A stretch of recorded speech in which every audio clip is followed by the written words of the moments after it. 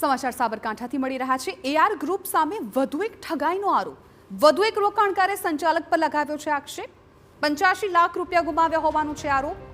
સંચાલકે રૂપિયા પરત ન આપતા હોવાનો આરોપ। રોકાણકારે હિંમતનગર એ ડિવિઝન પોલીસ મથકમાં આપી છે અરજી।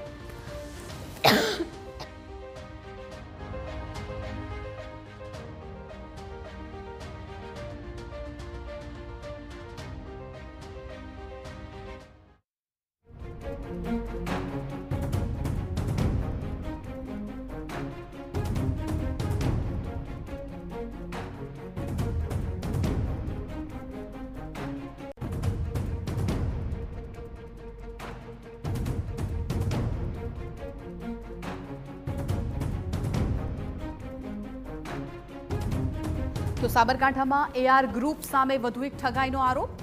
વધુ એક રોકાણકારે સંચાલક પર અનેક આક્ષેપો લગાવ્યા છે। 85 લાખ રૂપિયા ગુમાવ્યા હોવાનો આરોપ છે।